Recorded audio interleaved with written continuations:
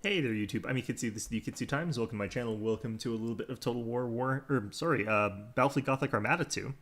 Too many Warhammer games. Anyway, yeah, I'm going to be going through each of the individual factions one by one, just like we did last time. Talk a little bit about their strengths and weaknesses and a little bit about how to play them. We're going to be starting off with the Imperials, and I'm going to be ignoring from this particular video later abilities that I've unlocked. I want to play enough of them to figure out a little bit about the faction. This is one of the ones I played during the beta as well, and also is one that I'm familiar with in regards to the previous game. They play fairly similarly to the way they did back then. But one of the things that I want to stick with is a beginner's sort of starting off one for this. Now, one of the things I'm going to comment about here is that when you're playing a faction and you know that that faction unlocks at a certain point once you've gotten a certain thing, in my opinion, the Imperial Navy really kicks off once it hits rank 8. You can sort of just lose games until you get there. Like, I don't really give a crap that I'm losing a ton of games to the Imperial Navy right now, because honestly speaking, your composition is going to really suffer against certain types of factions out there with certain factions. Once you've gotten certain unlocks like that, you're going to have a better time. If you're up against certain factions, you should have an okay time. For the Imperial Navy, if you're up against the Adeptus Astartes, or you're up against the Necrons, or you're against any of the Eldar factions, you have a really, really hard time unless you've got specific counter lists built. And unfortunately, the way it works is if you've got a specific counter list to beat things like the Adeptus Astartes or the Necrons, that is to say fairly long range, relatively nimble lance-using fleets, you're going to really, really suffer against any of the Eldar factions. Although, admittedly, right now I'd say that the Dark Eldar are already overpowered. But even against like the Corsairs and Azuriani, if you've got an all Lance fleet, you're just stuffed. Like, there's literally nothing you can do at that point in time. And if you're thinking that, well, you could take the torpedoes against the Necrons and Adeptus Astartes, the Adeptus Astartes tend to have a lot of carriers, and the Necrons have Star Pulse, which means that if you've got lots of ordnance and that's how you're going to defeat armor, both of them hard counter those in a certain level. So if they've got good micro and they've got good map awareness, and you're not and you're firing them in large waves, they can completely counter that. You can sort of defeat Necrons by firing torpedoes in salvos, just one after the other, after the other, after the other, just constantly. But that's really, really hard to do micro-wise. It's much easier for him to just dodge some of those, in which case you're hooped. So in those matchups, you're kind of really struggling, even if you're sort of relying on those. So to beat them consistently, you have to have armor-penetrating macro cannons, or you have to have lances. And they're pretty common on the latter right now, both the Adeptus Astartes and the Necrons, because they're quite powerful. And if you're up against, if you've got a composition that does well against, say, the Corsairs, the Eldar, and the Dark Eldar, you're going to suffer really, really badly against things like the Necrons and the Adeptus. Well, actually, I guess you could take Nova Cannons and defeat, like, 4 of those really problematic ones, but then you got Nova Cannons against factions that it's not going to do anything against, like the Tyranids. So you're kind of looking at a tool set that's complete, but not quite there yet. If you've got the armor penetrating macros, you can have your fleet sort of focused on that armor penetrating capability, ignore the lances, and you'll still do fine against the Necrons and against the Astartes, and then you'll have all the macro cannons that you need to deal with these guys. Not to mention the best Nova Cannon, one of the best Nova Cannons is like the one equipped to just a ton of broadside damage. So that's kind of the way that their fleet's designed. In addition, their starting skills they've got Disruption Bomb and they've got Auger Probe, which are both sort of like staples. I think that the Stasis Bomb, in my opinion, is a little bit stronger, just because of all the things that sort of try to run away from you. The Stasis Bomb is really useful against those. You will have to unlock that, but it does unlock pretty quickly. Other than that, though, like the stuff down on the upgrades, you're really just looking for that armor penetrating macro. You're potentially looking for the shield armor. After that, you're pretty much good to go. So let's take a look at their fleet here.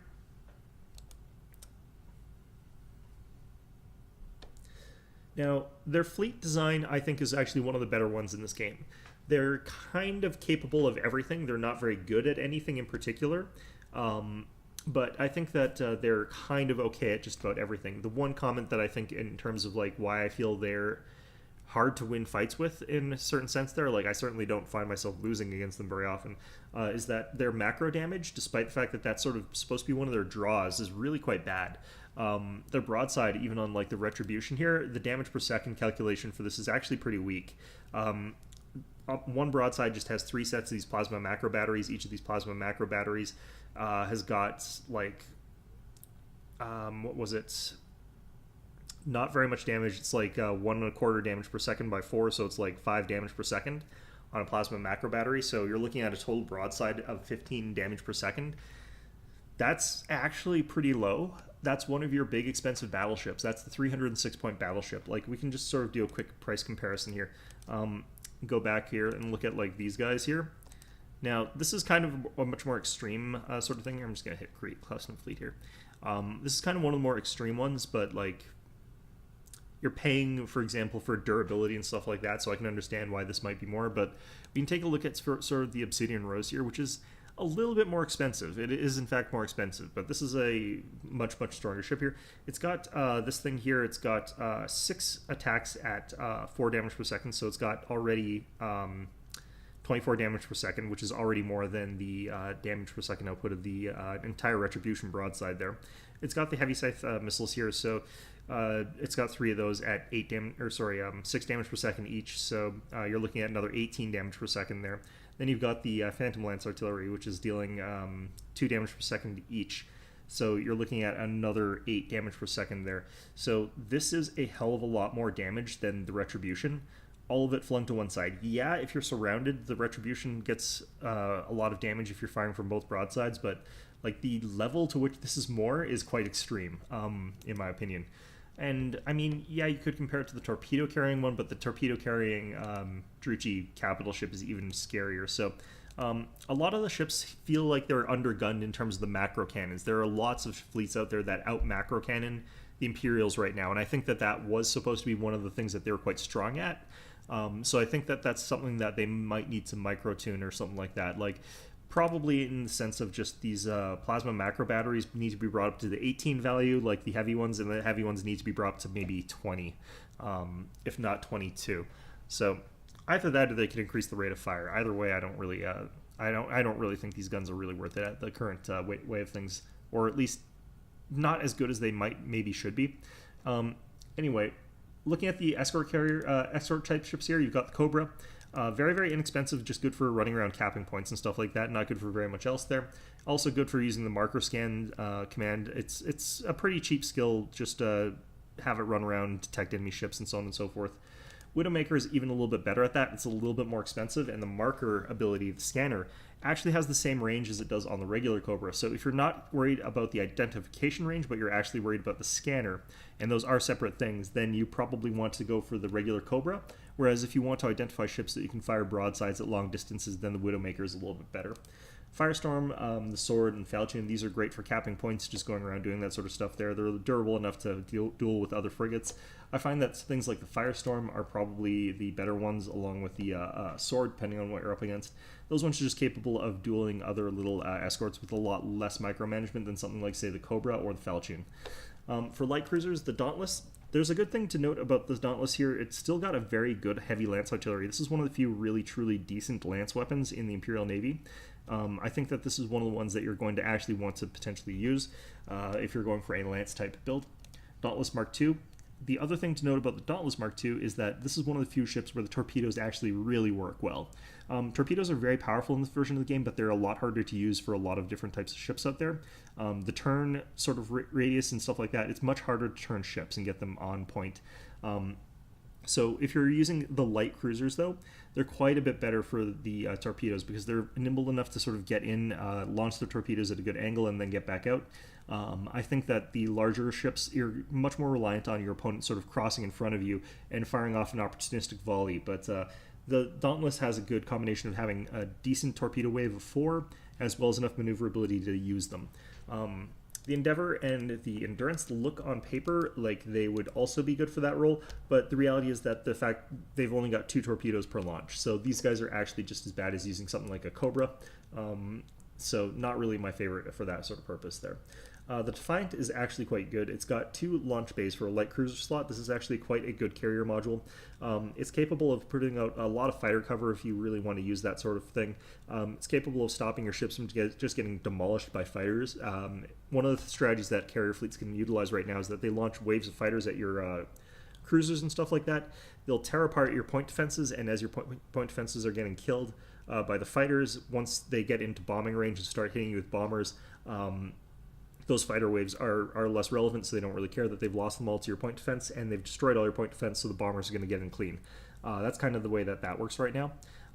This is capable of launching just a couple fighters. As long as your fighters are sort of in that ball getting their asses kicked by the larger number of enemy fighters, if you're also firing a lot of point defense, you can win hugely disproportionate fights with your small number of fighters. So this is really, really great cover against that kind of strategy. Next up, we've got the cruisers here. You've got 3 ships of the same sort of idea here, the Gothic, the Tyrant, and the Lunar.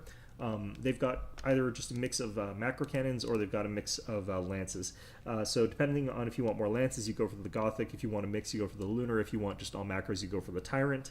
All of them have this 6-shot torpedo spread. Again, I don't think that this is that easy to use on these guys. Their rotation speed is just abysmal. But they do have high energy turns, so it's potentially possible to use these guys to some effect there.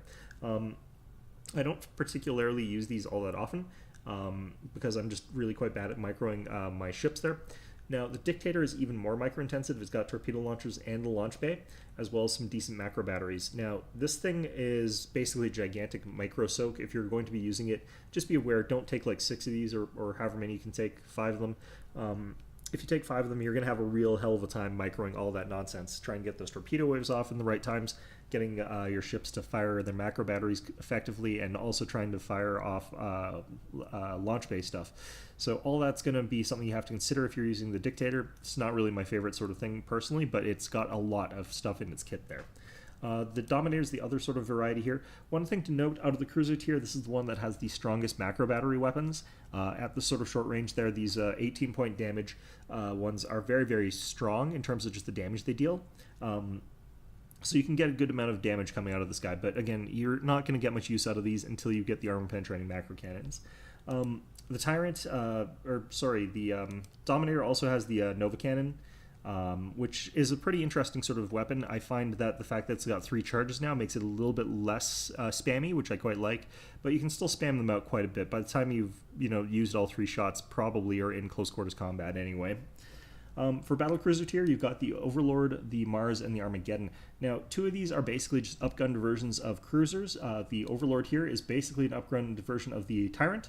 It's got the larger plasma macro batteries. This, technically speaking, actually has less damage per second than the Tyrant.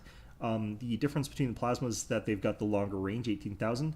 Again, I think the plasma macro batteries need a little bit of an upgrade in terms of damage per second. The Lance turret is also tacked on top of each of the battle cruisers, which basically do nothing. Like, their damage per second is 1 after you account for armor. They're really pathetic. The Mars class over here, it's basically a mix of the Dominator and the Dictator.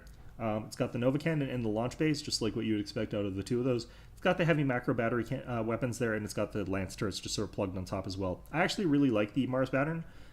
The heavy macro battery that this thing has longer range than some of the other ones out there, so it's a little bit more versatile. Lets you keep your carrier further away from the main fight there, as well as just sort of augmenting it with a little bit of that extra lance damage. Even though it's quite small, it's still something. And then, of course, you can fire the Nova Cannon off from a safe distance here. So this one is one of the ones where you can keep in your backline, and it just does everything that it needs to do from that distance really quite well. The Armageddon, you've got the heavy macro and the heavy lance battery weapons. They're just slightly longer range versions of the same weapons on the Tyrant. Pretty good all-around ship there just for dealing that broadside damage. It is quite a bit more, the Lunar. This is the equivalent of the Lunar. Pretty good fire support ship if you want to just lay down a good broadside of either or. But it's not really the hardest hitting ship in the fleet, and it's pretty expensive. For Grand Cruisers, this is where you get some really interesting stuff here. Now, they lose the front-mounted weapons. These are all ships of the Horus Heresy. They're a lot more similar to the way that Chaos ships work, because that's sort of the models that the Chaos fleets actually are comprised of. But in any event, the Vengeance here, very, very powerful ship in terms of its broadside. It's got 2 heavy lance batteries to one side and 2 plasma macro batteries on each side as well. This gives it really, really powerful broadside abilities and gives it pretty versatile damage. In fact, this is about as much damage as 2 Lunars in terms of broadside. So pretty cost effective in terms of how much it's getting. If you're not going to be using the torpedoes very much, and I don't, then this is a pretty good ship in terms of just value there, just in terms of pure raw damage output on broadsides. Can't really go wrong with this sort of ship here. Next up, you got the Grand Cruiser, the Avenger. This thing's got very, very low damage per second. The light macro battery weapons, and they seem like they might be bugged, because I've had this thing firing away at like point blank range against light cruisers and stuff like that, 50 armor vehicles, and it just does not do any damage for some reason. It was not even like budging the health bar of my opponent there at all. So I'm not necessarily sure if that's the case. I know that they were on brace for impact, but it should still have been doing something. So I've seen it do damage as well before, though, so I'm not really sure what's going on there. 4 batteries per broadside, so quite a lot of shots there, but still fairly low damage. The reason that this one's quite good is that it's got a lot of hit points, a lot of durability, and a lot of tankiness for not too much of a price point. 199 points there. You would also want to use these guys if you're going for a very boarding heavy fleet. Next up, we got the Exorcist here. It's got the 4 launch base as well as the heavy macro battery weapons, making it actually quite good in a punch up close there. It's very, very expensive, however, and I don't like the combination of launch bays mixed with heavy macro battery weapons, because it's going to have to get in close to use those macros that you're paying for, and the 4 launch bays is something you want to keep away from the fight, per se. If you don't want to have your carriers sort of loitering far, far in the back, though, this could be a good option for you, especially if you're sort of going for a close-up carrier fleet that just needs a good amount of cover. This is a ton of fighter cover. Personally speaking, I think that 2 Defiance is a little bit more flexible than a single Exorcist, but the Exorcist is certainly more firepower than you're getting out of 2 Defiance. Next up, we got the battleships here. Now, Retribution, I think, is absolute garbage right now. The Plasma Macro Battery weapons, for its cost here, 306 points. This is not enough damage. The Lance Turrets, also, again, not very much damage at all. And the Torpedo Launcher without the high energy turn. This is just a really, really bad combination of abilities. I would not say that the Retribution is anywhere near what you would want to take anymore. The Emperor, this thing's actually a pretty good carrier type ship there. I like it better than the Exorcist personally. It's capable of keeping its distance there, those heavy macro turrets, and the heavy plasma macro batteries, capable of keeping your distance from a good long way away. Not a ton of extra fire support, but it is good enough to sort of warrant the sort of difference in cost there. And it's also, of course, got these 4 launch bays. Now, the only problem with this is it is a gigantic target, and it is very immobile. So if your opponent gets on top of it, it's going to die. This is one of the situations where if you were going to take this, you would be well rewarded in taking the micro warp jump, so you can move your ship out of the line of fire as soon as you need to. Next up, we got the Apocalypse. This thing's really inexpensive for a battleship there. It's got a Nova Cannon, Lance batteries, and heavy macro turrets. It's a pretty bad ship, in all honesty. Like, the damage output of the broadside of this is just pitiful. But it is fairly inexpensive if you just want to take the battleship for the sake of having a battleship at the center of your fleet. It does also have a Nova Cannon. It could definitely be worse than this, but I don't think that's really worth taking. If I want to have sort of like the heavy broadsides while still having a Nova Cannon, I think that the Dominator is a better ship. If I want to have, the Dominator is just a better ship. Next up, we got the Oberon here. It's got a smaller launch bay.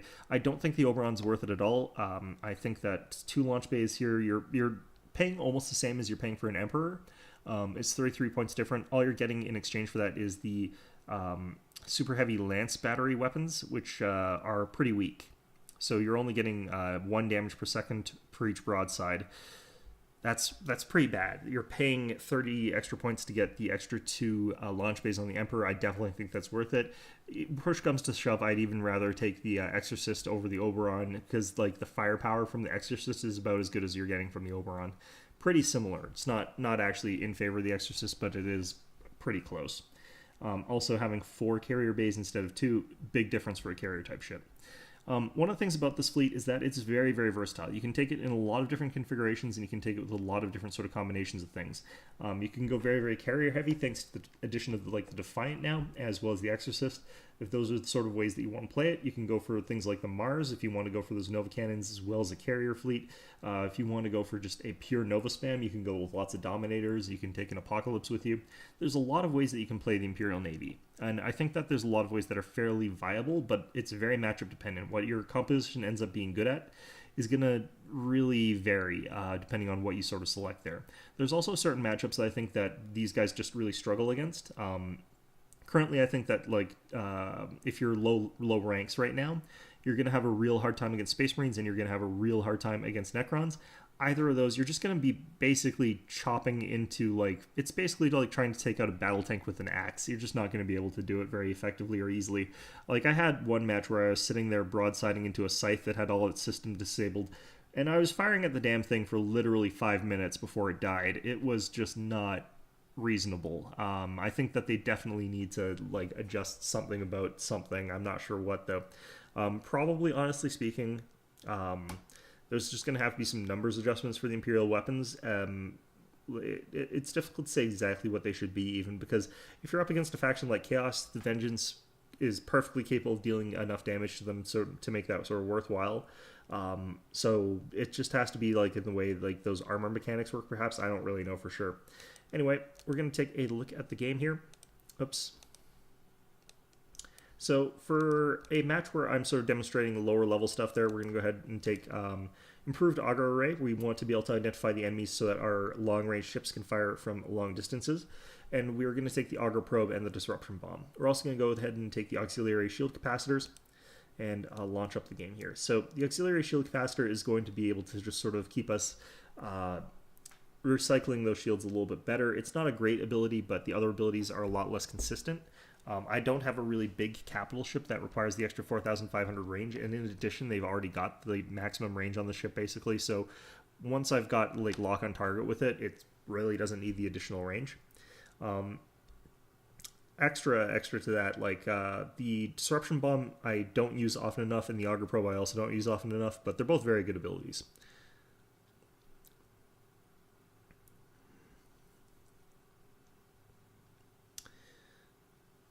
What I really would not mind getting is like the Emperor's Tarot, because I think that that would be a useful skill to have in some of the matchups that I find myself in.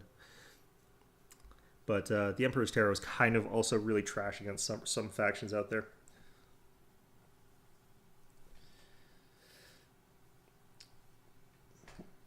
What I think like would be really powerful for any faction is the instant cast like slow field that deals damage that the Dark Eldar get, because like of course Dark Eldar get that. It's just ridiculously powerful, but alright, I think what we're going to end up finding is that I'm going to get kicked back out of the lobby, but that's okay, we can just try again here. Yeah, opponent failed to load. Alright, here we go again. So just all this stuff again. Now, you can take the plasma bomb if you want to, and if you are taking a battleship, like battleship that's the key to your fleet there, the supercharged void shield can be quite good in that case. If you are going for a sort of ram heavy cruiser fleet, power ram can be useful, but you're not going to have consistent luck with that. So this is just what I find to be the most consistent sort of build there. And there are still things, of course, that can like completely demolish your consistent style of play. It's going to have to be something that you adjust based on what's in the meta at the time. Like if I'm up against a ton of, say, Necrons with this, I'm going to have to adjust what I take with it. Similar if I'm taking this up against a lot of Eldar, then I'm going to probably want to adjust what I've got here to include more Nova cannons and stuff like that. If I'm up against a lot of Space Marines, I'd have to adjust it based on that sort of thing. So it just is going to depend a lot on what sort of enemies you're up against here.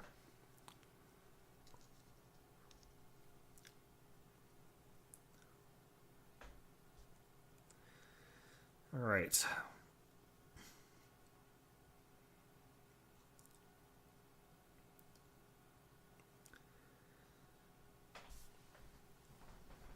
So yeah, our fleet right now, I think I forgot to mention this, it's 3 Vengeances. They provide just a really good amount of broadside firepower. If you keep them sort of further to the back and try and keep your opponent away from them whenever possible, they can lay out a huge amount of firepower. Just huge curtains of fire, and hopefully deal enough damage to take out a lot of enemy ships over time.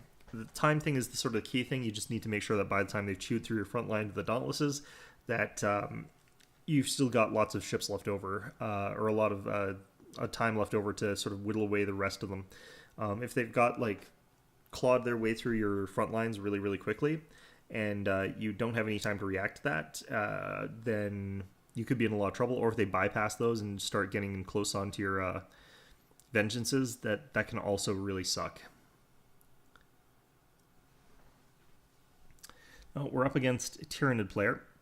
Now, the thing about Tyranids is that I actually kind of have to have some ships that are sort of hugging close to them, while my main ships try and stay as far away as possible. Like, this is actually a really bad matchup for me. Tyranids right now, I think, are still really strong. Like I said, it wasn't really so much a points cost thing, which is what they sort of mostly fixed. They also did try to fix some of the other elements to Tyranids, but it really is, I think, just mostly down to the fact that Tyranids' core mechanics were broken. And I do think that like they have not fixed that really. Did they weaken them? Absolutely. Did they weaken them in the right way and enough? Not really. All right, so my light nimble ships, they're going to sort of head towards that midpoint. I should be able to contest 3 in the way of things, but I think I need to keep these guys relatively together, just for the sake of my sanity and micro and stuff like that. All right. Head you guys up there, head you guys up here, and head you guys over here. So these guys lock on stance, these guys running silent.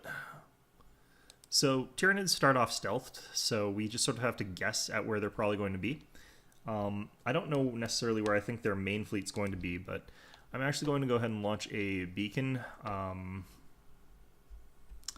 Can he get here faster than I can? Probably. I'm going to aim this to the back end of there. Alright, so he's got some forces of some sort heading over to those side spots. That's really not that surprising. I don't care which of these guys survives, actually, because like I just need one of my marker ships to survive. Right now, like the identification range thing does not help me at all.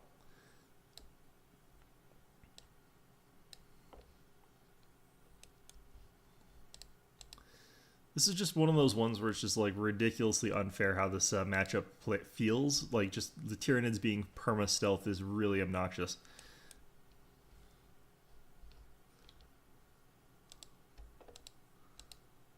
You just sort of have to guess at how far up the map they've made it.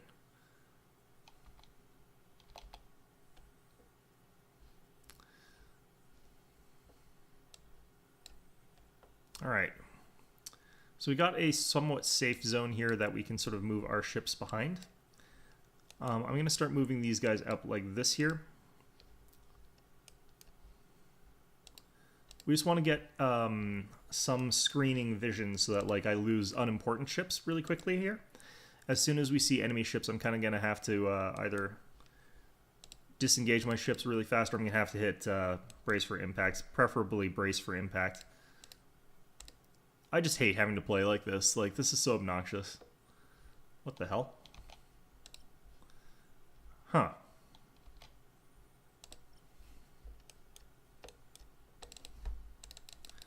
Right, well, let's get this guy a bit out of the way here, and let's go ahead and start aiming for things.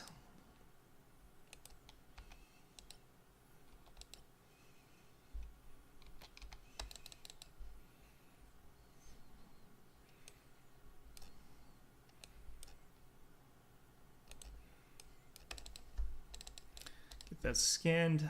Let's get the hell out of here.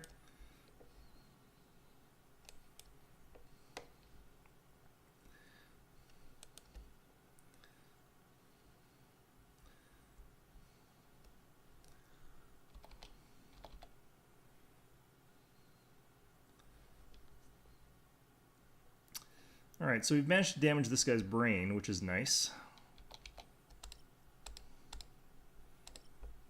This guy's point defenses are all down, so let's go ahead and move in on this. Let's switch you guys out, actually.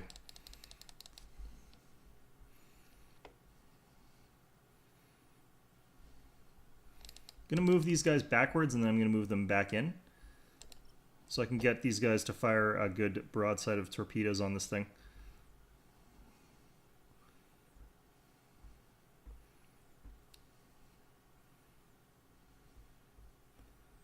Alright, so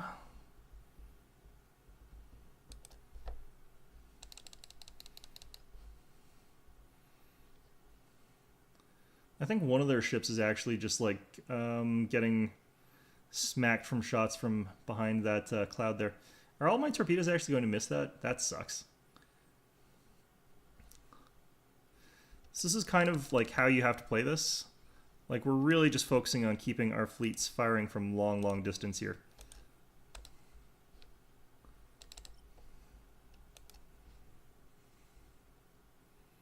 Alright, so he's probably trying to chew on my ship there. I need to get the hell out of that.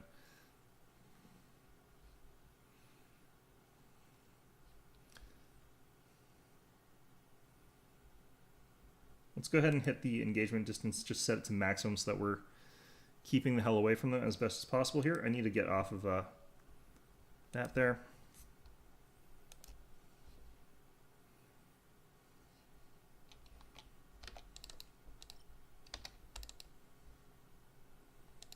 Oh, God.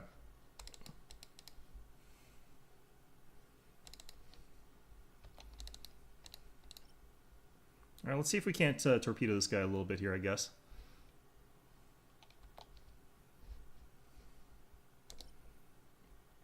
If we can just get that thing to stay on fire a little bit longer, we're going to be pretty good condition here.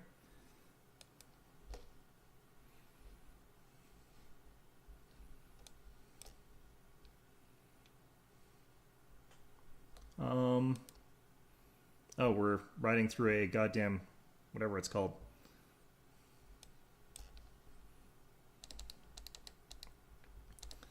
Okay, let's try and get the hell out of that.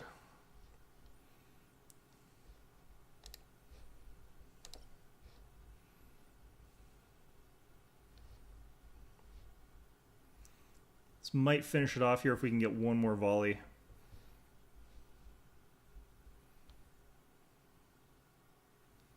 Got those shots heading in. There we go. All right. So that's going to make a big enough difference, I think.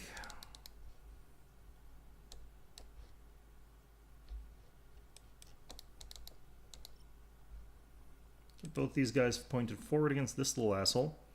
The hell were you doing? Just have to wait until our torpedoes are sort of like at the correct thing here. Is he just going to keep circling us, actually?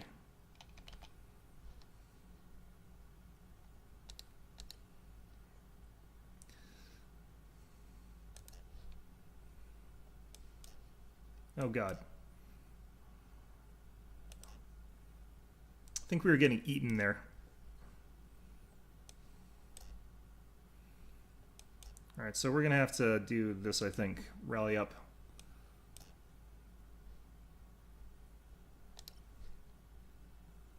Alright, what the hell are you guys up to?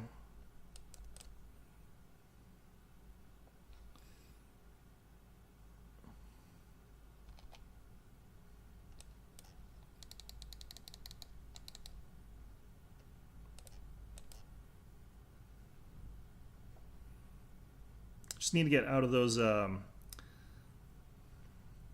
zones there.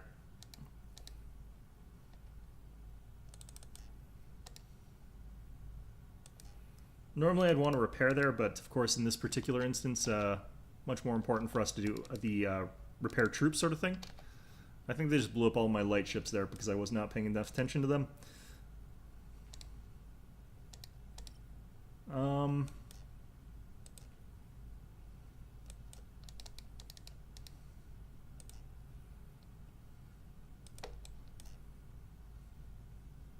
Interesting.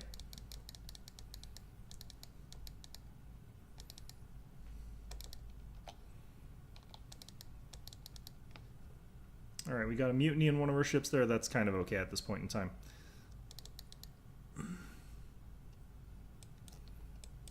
Yeah, this is kind of why I wasn't using my lightning strikes, if you're wondering. It's so I can do that.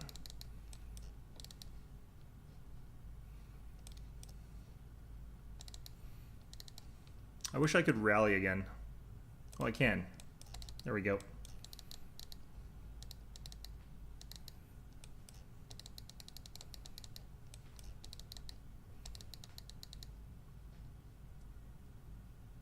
Okay, this ship's just done for here, but doesn't really matter.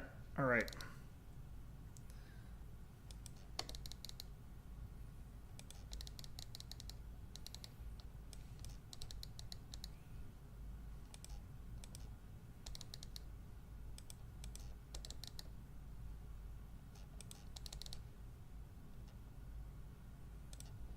Get those torpedoes off there.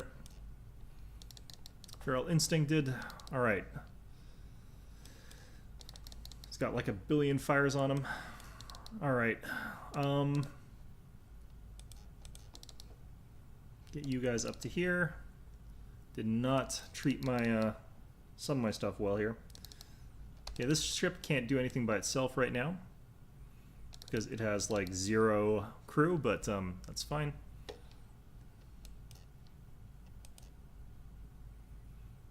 I actually don't care about capping points right now. What's important for me to do is uncap points that he's capped.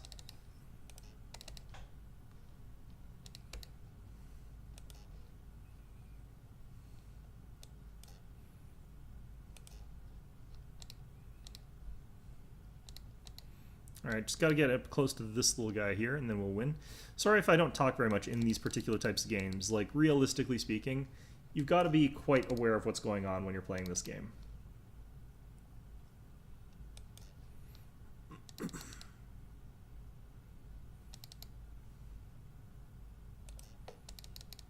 I don't think I've got that torpedo hit there. These are burner torpedoes anyway. They're kind of meh. Ooh, I actually got him with 2 of them. The hell? Alright, and there we go. So yeah, just have to fire at those guys as much as possible. If you kill the mothership, you can feral instinct all their other ones really, really quickly. But yeah, this is just trying to rely on that overwhelming firepower that you can sometimes put to bear with these guys if you can be at the right engagement range.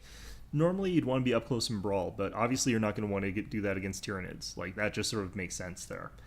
Similar thing, if you're up against, like, say, Chaos, if you can get in close and start fighting them up close, then that's going to be something that you really want to do. That's kind of the way the Imperial Navy works. I think they're a little bit weak right now. You don't see very many Imperial Navy players out there right now. But I think once you hit level 8 with them, they're perfectly viable. I think that they can do pretty well against just about everybody. You're going to want to change up your fleet composition depending on what abilities you've got available. The fleet composition I've got right now is kind of built around having a lower level. So you're going to see me changing the way I play this fleet quite a bit there. But in any event, that's our look at early game Imperial Navy. Hope you found this one enjoyable. And of course, as always, hope to see you guys all next time.